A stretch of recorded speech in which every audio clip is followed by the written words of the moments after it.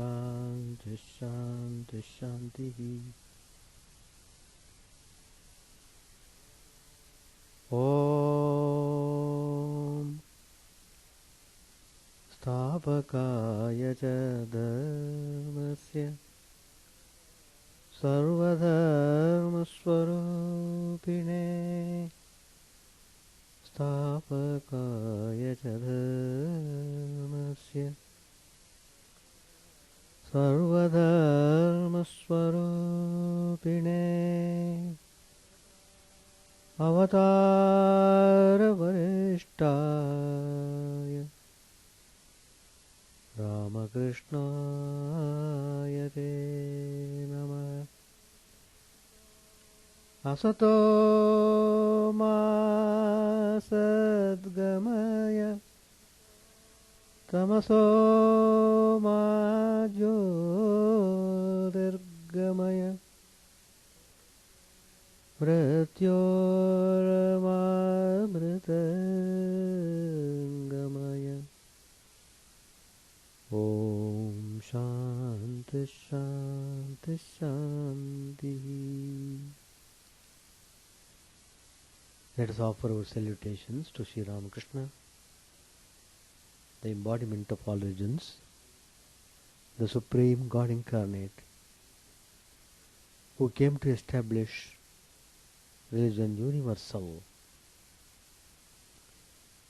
Let us pray to him to lead us from unreal to real, to lead us from the darkness of ignorance to the light of knowledge, to lead us from death to immortality.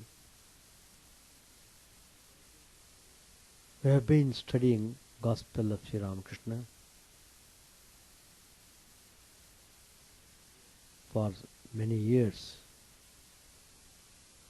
Probably today is the final class for the completion of the Gospel of Sri Ramakrishna.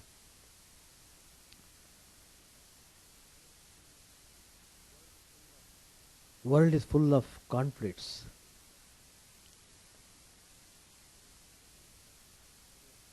I am today speaking on the topic taken from Gospel, Wisdom of Sri Ramakrishna.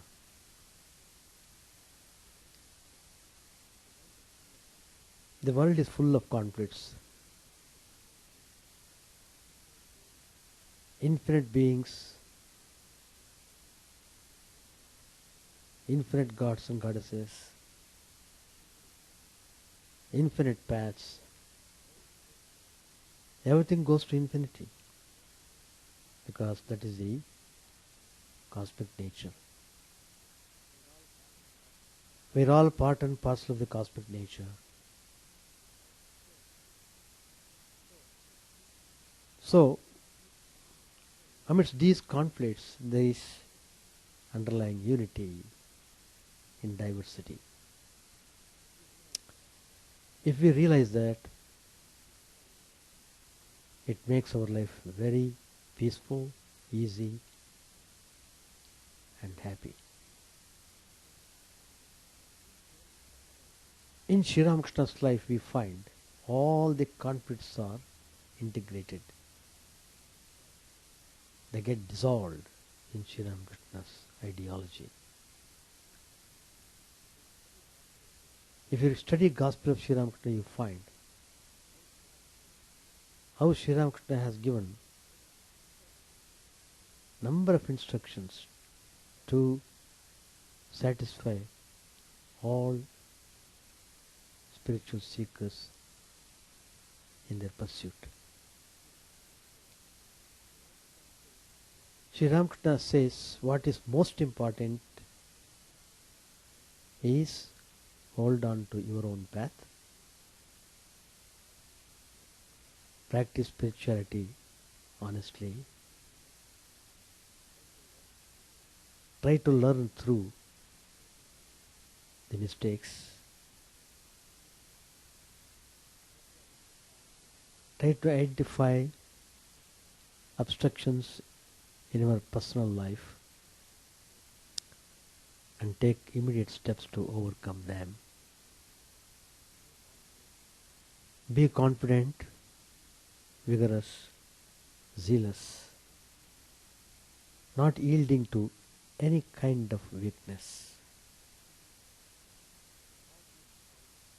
All these points have been highlighted by Sri Ramakrishna in his teachings in the Gospel of Sri Ramakrishna. So please read every day some portion of the Gospel. Try to understand and put into practice in your own humble way. If you are humble, God helps you in so many ways. But everything is depending upon how you act upon, how you want to live. Each one's life is independent. He may be a family person or not. Each one's life is independent. What you earn, that you deserve, that you get the merit. So, the importance is given to the upliftment of the individual self. Keep yourself open-minded,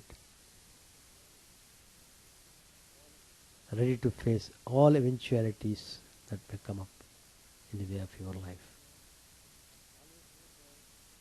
Always remember, things happen to strengthen our life, to make us more strong, more and more strong. The point is, because of our wrongdoings and wrong way of life, we make ourselves weak and cry afterwards. That's not the way. So, always you must cherish the high ideal in your life. You must be conscious every moment of your life, every day, and you must orient your life with spiritual ideas. That's the way to live the life in the world.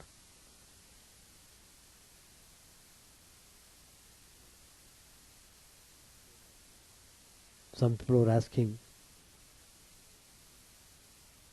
Swamiji, is it possible for the householder to realize God?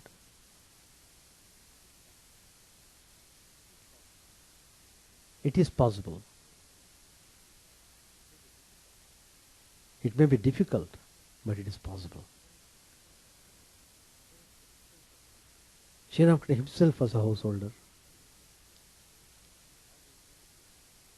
All the incarnations were householders. But how did they live? How did they show their life to us?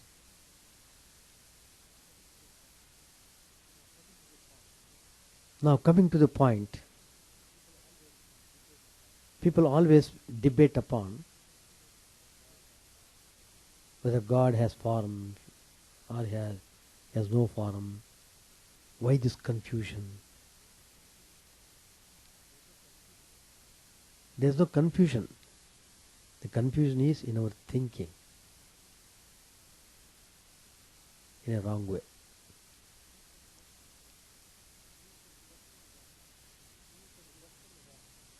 So the question is asked, do you believe in a God with form or in a formless God?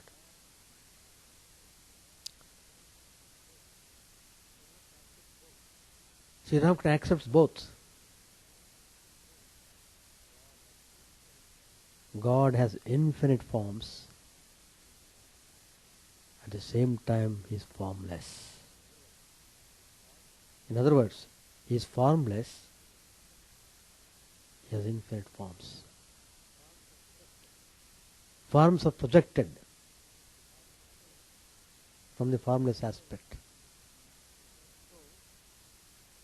So, That's the way how God wants to play in the game.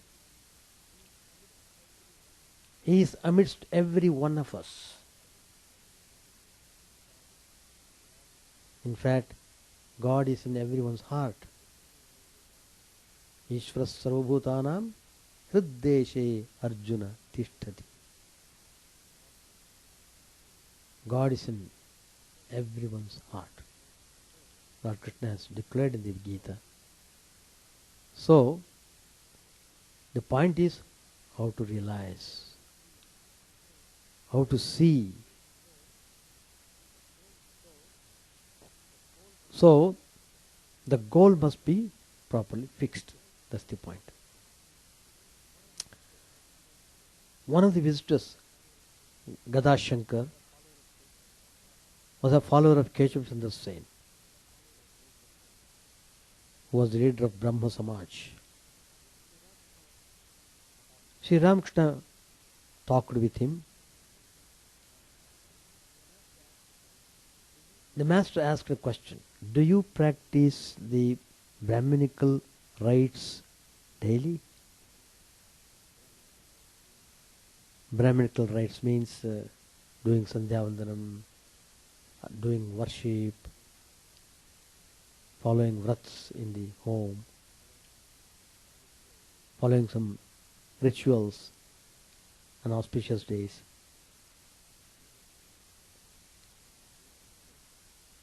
Then he answered, "Sir, I don't like all these rituals."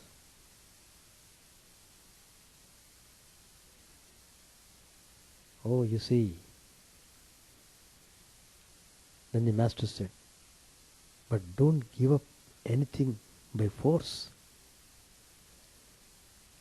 Then Sri Ramakrishna gives the example. If the blossoms of gourds and pumpkins are plucked off, their fruits rot. But when the fruits are ripe, the flowers fall off naturally. Do you believe in a God with form or in a formless God? Immediately he said, in the formless aspect. Then Sri Ramakrishna wants to teach him. How can you grasp the formless aspect all at once? When the archers are learning to shoot, they first aim at the plantain tree, then at a thin tree, then at a fruit, then at the leaves, and finally at a flying bird. First, meditate on the aspect with form. This will enable you to see the formless later. So Sri Ramakrishna is giving practical instructions how to proceed in spiritual life.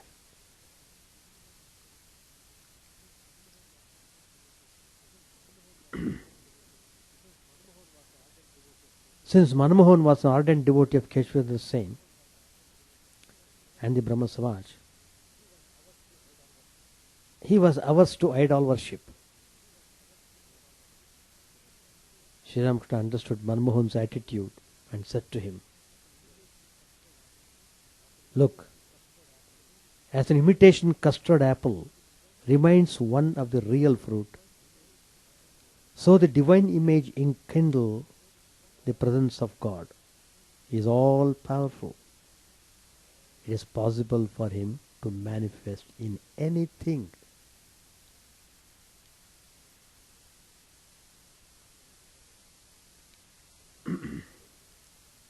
Manmohan decided after that first visit to see the master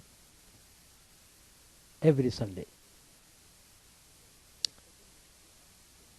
On his second visit he asked Sri Ramakrishna, "Master, some people say God is formless, others say he is with form, and then again others call him Krishna, some call him Shiva. or Kali, could you tell us what the real nature of God is? Sri Ramakrishna smiled and said, look,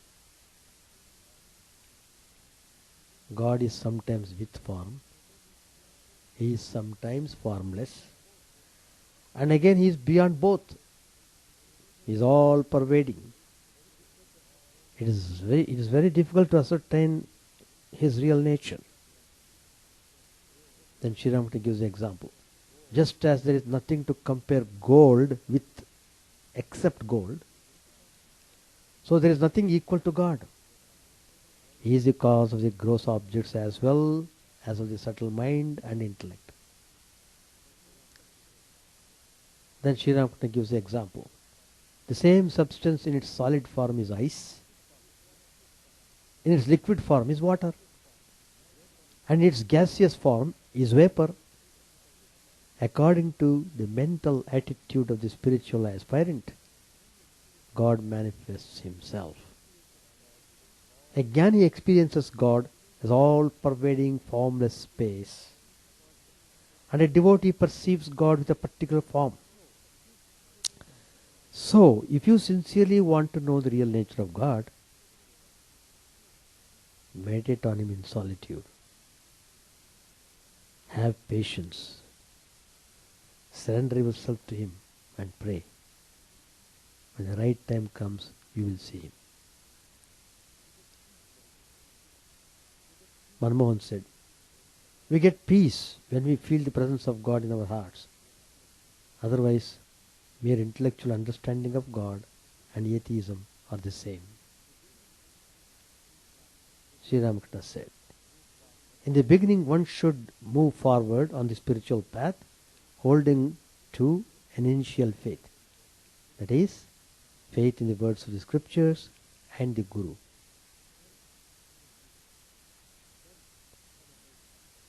Then one attains perception, direct perception. There are two kinds of faith, initial faith and real faith. That is, faith that comes from direct experience. Be steadfast in the first one, initial faith, and then you will see God. The vision of the chosen deity is equivalent to self-knowledge. On another occasion, Gangadhar, Swami Akhandandaji, he went to Dakshineshwar and found that the master was in Samadhi. When he came down to normal consciousness, he spoke of God vision and self-realization, saying, one's own chosen deity and the Atman, self, capital S, self, are identical. The vision of the chosen deity is equivalent to self-knowledge.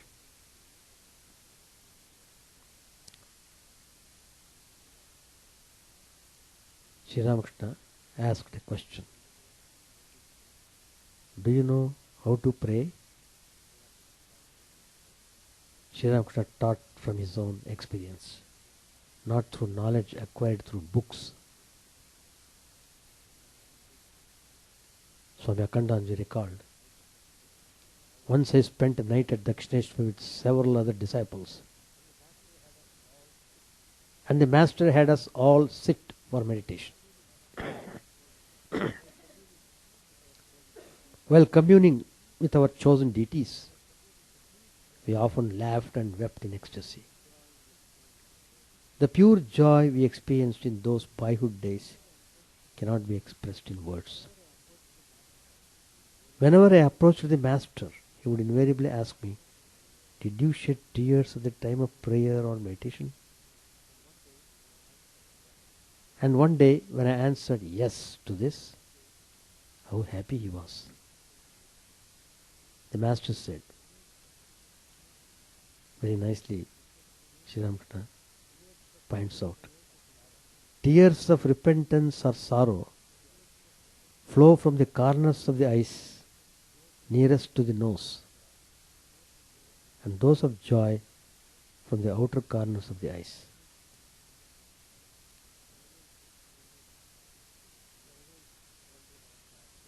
Then again, suddenly the master asked me, "Do you know how to pray?" Saying this, he flung his hands and feet about restlessly, like a child impatient for its mother. Then he cried out, "Mother, grant me knowledge and devotion. I don't want anything else. I can't live without you." While thus teaching us how to pray, he looked just like a small boy. Profuse tears rolled down his chest, and he passed into deep samadhi. I was convinced that the master did that for my sake, Akhandanji said. Then question was asked, "Master, does God listen to our prayers?" Sri Ramakrishna said, "What are you saying? You will call on God and He will not listen. He is omnipresent and omniscient. How do you know that He does not listen to your prayers? You have no faith, so you doubt Him."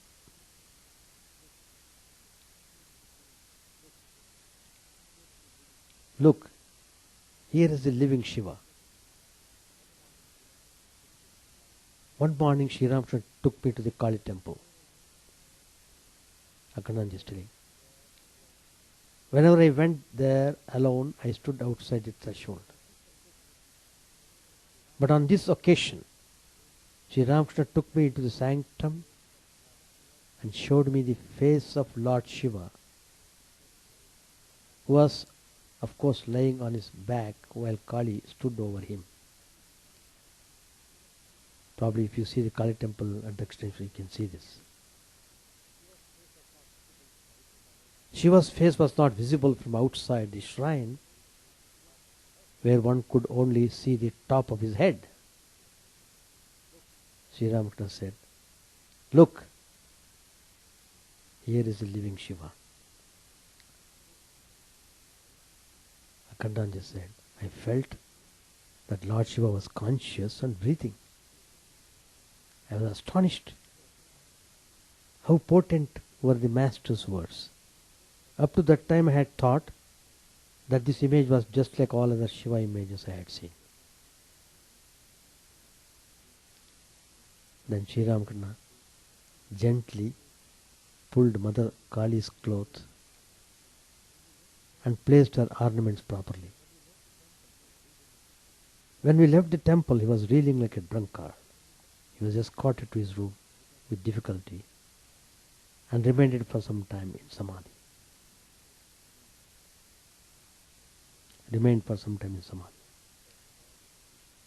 I can't describe the details of that day. The joy the Master poured into my heart cannot be communicated. After coming down from samadhi, the Master sang many songs in an ecstatic mood.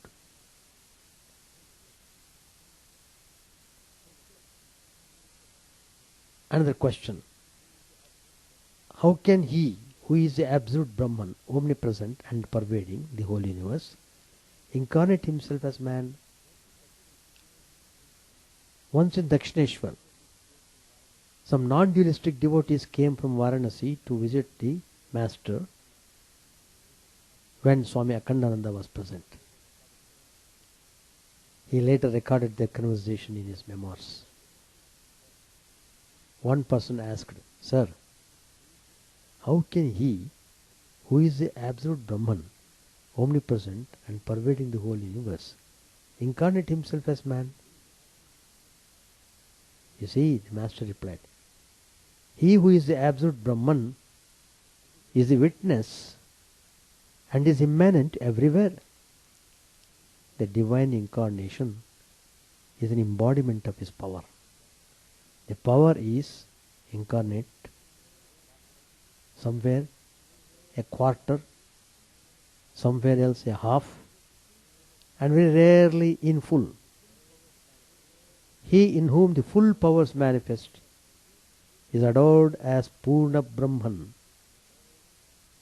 And Sri Ramakrishna says, like Krishna. Krishna is Purna Brahman. And 3/4 of the divine were manifested in Rama.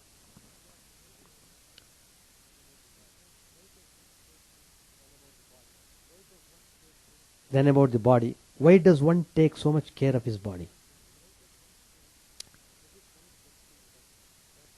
To this one of the gentlemen said, Sir, this body is the root of all evils. If it can be destroyed, all troubles will cease. The master said, the raw earthen parts, when broken, are made into parts again, but the burnt ones, once broken, can never be remade. So, if you destroy the body before the attainment of self-realization, you will have to be reborn and suffer similar consequences. But sir, the gentleman objected, why does one take so much care of his body? Sri Ramakrishna answered, those who do the work of moulding preserve the mould with care till the image is made. When the image is ready, it doesn't matter whether the mould is kept or rejected. So with this body, one has to realize the Supreme Self. One has to attain self-knowledge. After that, the body may remain or go. Till then, the body has to be taken care of.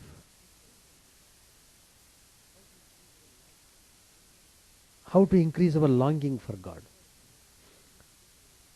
Sri Ramakrishna said, as hunger and thirst arise spontaneously, so does longing for God. Everything depends upon time. Mere thinking cannot make a person hungry. In the same way, longing for God does not come simply by saying, let there be longing. Yearning is awakened in the mind automatically when a person feels the need for God. Yearning for God does not come until and unless a person has satisfied his cravings for mundane objects, renounced all attachment to lust and gold, and shunned worldly luxuries and enjoyments like filth. How many people are restless for God realization? People shed jarfuls of tears for their family, money. But who keeps for God? Who weeps for God? He who longs for Him certainly will find Him. Cry for Him. Call on Him with a longing heart. You will see Him.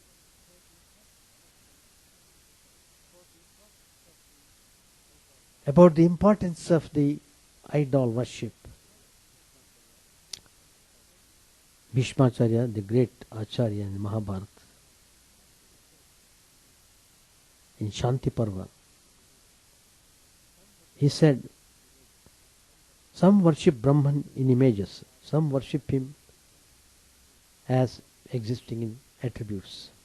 Some repeatedly realize the highest divinity, which has been described to be like a flash of lightning, and which is again indestructible. Others who have burnt their sins by penances attain to Brahman in the end. All those great souls attain to the highest end.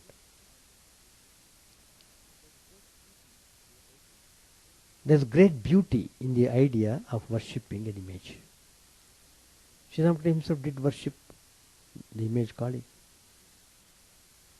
and he got the vision of the Divine Mother. The Saguna Brahman, God with form, devotee serves the Lord through the senses, the organs of perception and action, whereas the formless devotee who wants to worship formless aspect of God, thinks constantly of the good of the entire world. The first one, Saguna devotee, appears absorbed in outward service, but he meditates constantly within. The other, Nirguna devotee, seems to do no direct service, but within him a great service is going on. Though differing outwardly, the two are of the same nature within, and both are dear to the Lord. But of the two, Saguna Bhakti, devotion or worship is much the easier. For the Saguna worshipper, the organs of perception and action are a great help. They are like flowers to be offered up to the Lord. With his eyes, he sees his form. With his ears, he listens to his story. With his mouth, he utters his holy name. On his feet, he performs pilgrimages. And with his hands, renders service. In this way, he dedicates all his senses to the Lord. They are not there for enjoyment.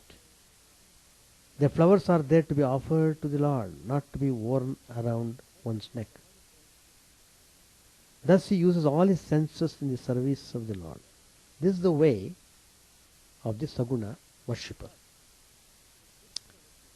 But to the Nirguna worshipper, the senses seem to be an obstruction. He keeps them under control.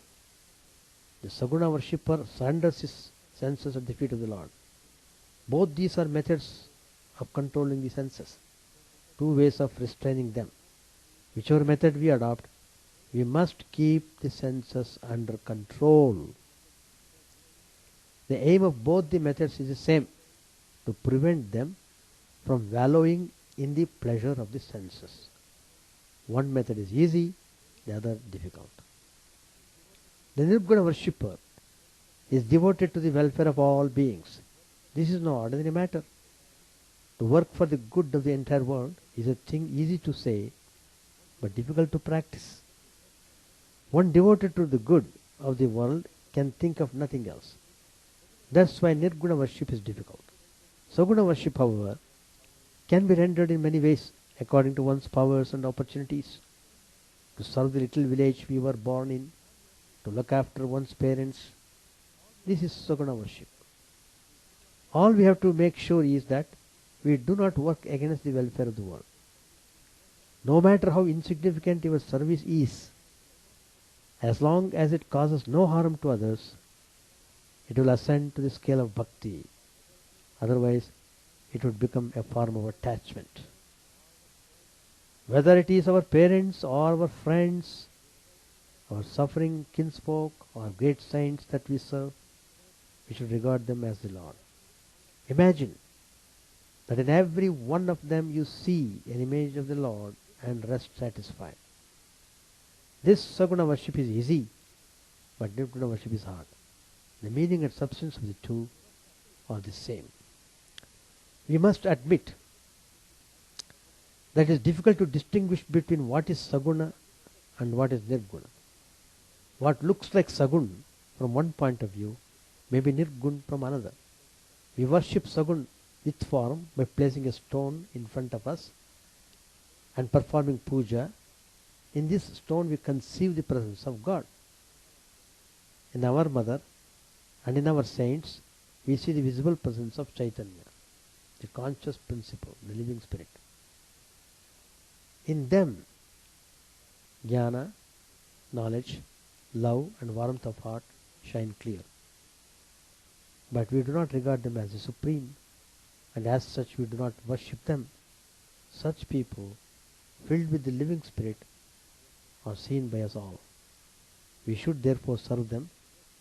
We should see in them the concrete manifestation of the Supreme. And yet, instead of doing this, people prefer to see the Lord in a stone.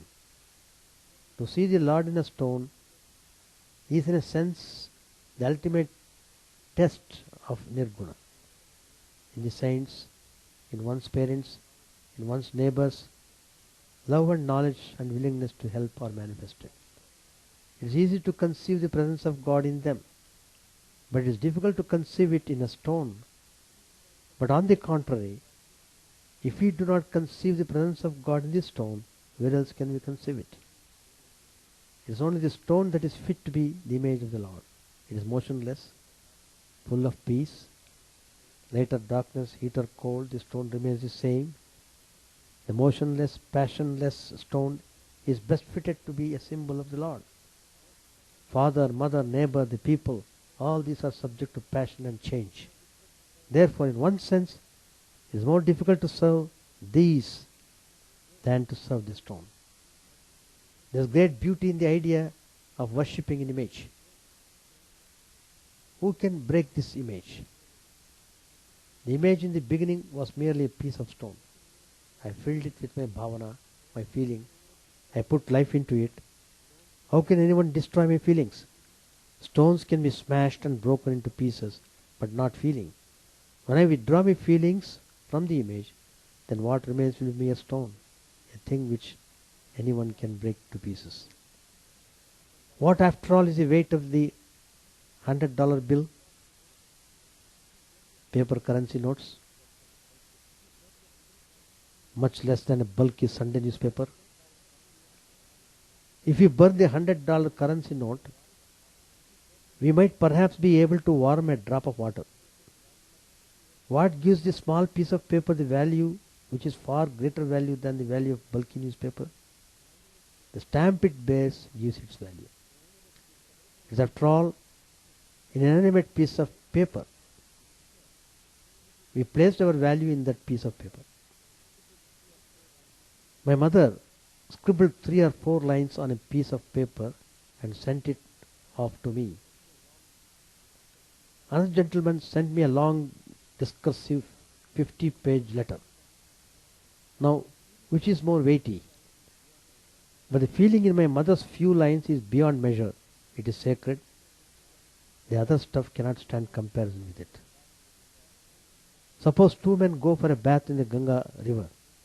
One of them says, "What is this Ganga river that people talk so much about?" Take 2 parts of hydrogen, 1 part of oxygen, combine the 2 gases, it becomes Ganga.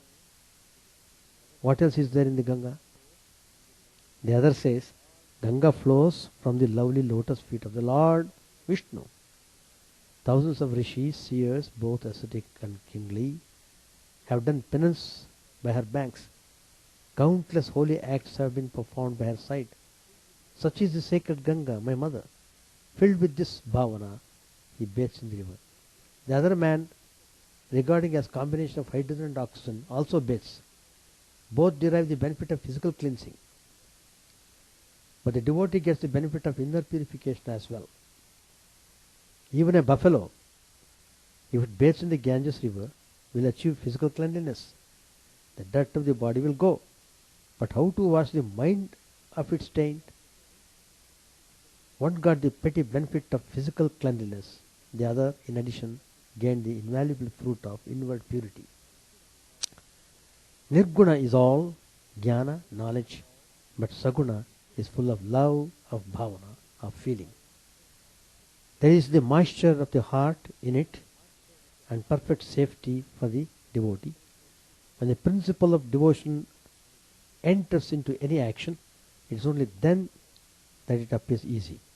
It is not difficult to push a boat in the water, but how hard to drag the same boat on land on rocks. If there is water under the boat, we can cross over to the other shore as without effort. In the same way, if our life's boat floats on the waters of devotion, we can easily sail in it. But if life is dry and the way dusty, stony, and full of pitfalls, then it would indeed be hard to drag the boat along. The principle of bhakti, like water, makes easy the voyage of our life. The truth of the matter is that Saguna and Nirguna complement each other. Both these means take us to the same end. So let there not be any conflict in understanding Saguna or nirguna. Whatever idea, ideal you cherish in your mind, hold on to that and practice it diligently. That is what Sri Ramakrishna is telling us frequently. In all the pages of Gospel of Sri Ramakrishna, practice, practice, practice is mentioned everywhere.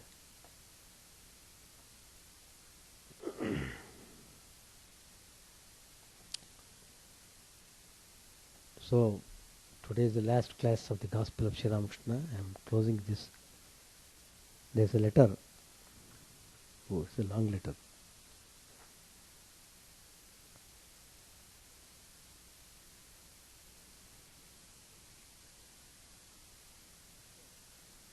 This letter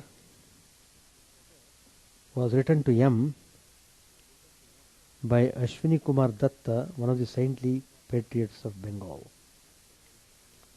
My beloved brother M, 3 days ago I received the fourth part of the Sri Ramakrishna Kathamrita Gospel sent by you, and today I have finished reading it.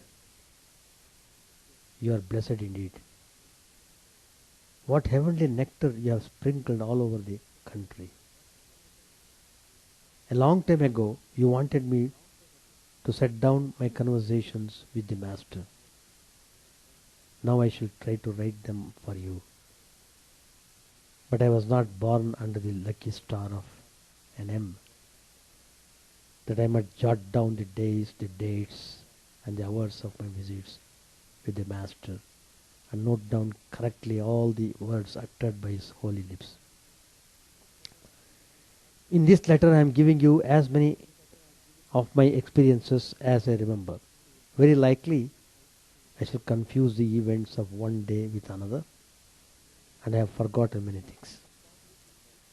It was probably during the autumn holidays of 1881 that I met Sri Ramakrishna the first time.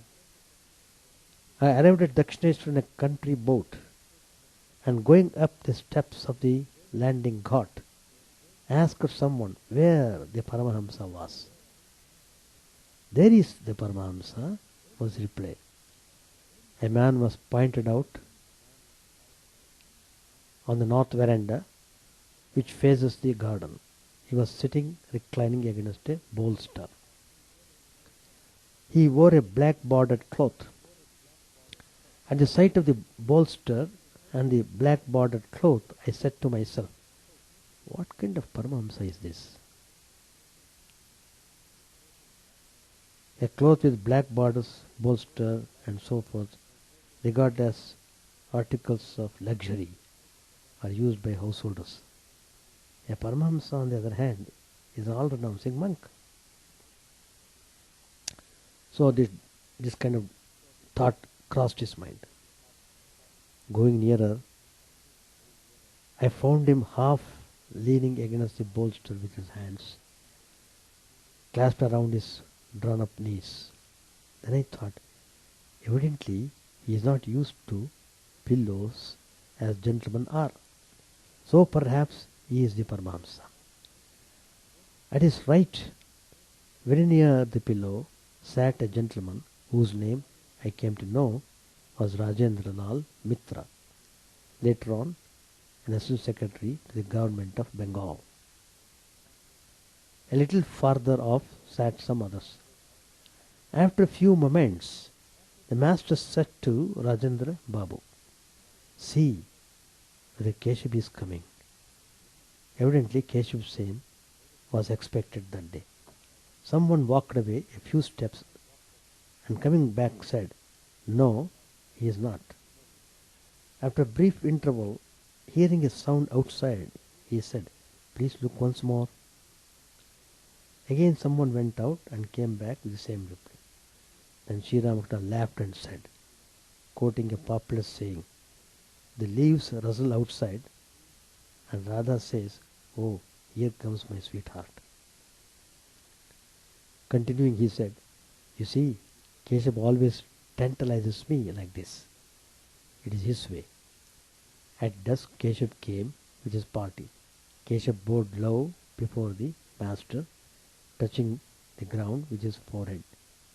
The master returned his salutation in the same manner. Shortly afterwards, Sri Ramakrishna said in a state of partial consciousness, "Look, he has brought the whole Calcutta crowd. I am supposed to deliver a lecture.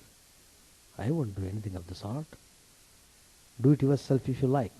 Lecturing is none of my business." Still in the ecstatic mood, he said with a divine smile, "I shall eat, drink, and be merry. I shall play and sleep, but I can't give lectures." As Keshav Sen watched him, he became overpowered with divine emotion. Every now and then he said, "Ami, Ami." I too watched the master and said to myself, Can this be pretense? I had never seen anything like it before, and you know how deep my faith is. Coming back from Samadhi, the master said to Keshav, "Keshav, once I went to your temple. In the course of your preaching I heard you say, 'We shall dive in the river of devotion and go straight to the ocean of Satchidananda.' At once I looked up at the gallery where Keshav's wife and the other ladies were sitting and thought, then what will become of these ladies?"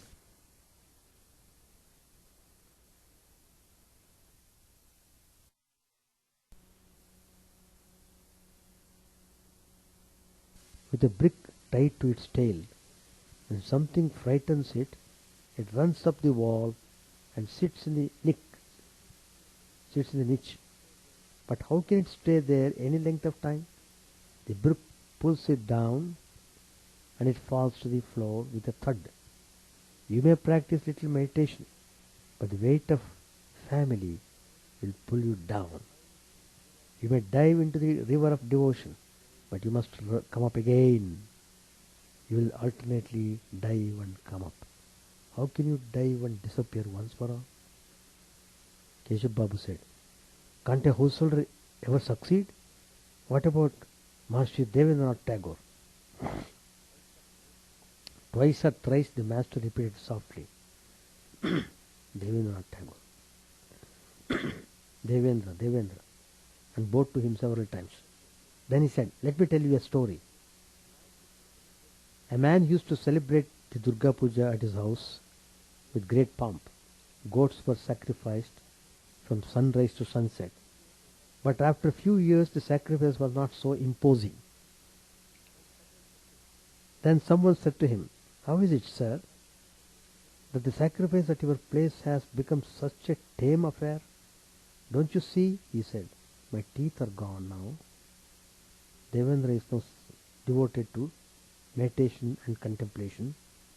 It's only natural that he should be at his advanced age, but no doubt he is a great man. You see, as long as a man is under Maya's spell, he is like a green coconut. When you scoop out the soft kernel from the green coconut, you cannot help scraping a little of the shell at the same time. But in the case of a ripe and a dry coconut, the shell and kernel are separated from each other.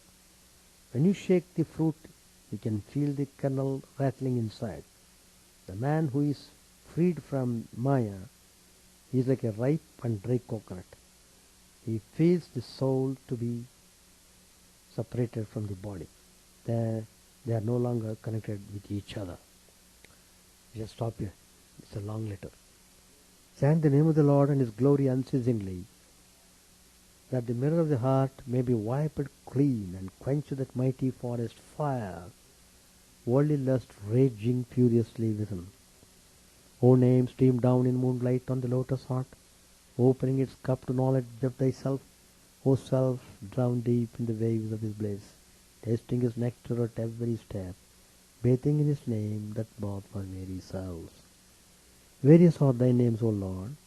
In each and every name thy power resides. No times are set, no rites are needful for chanting of thy name.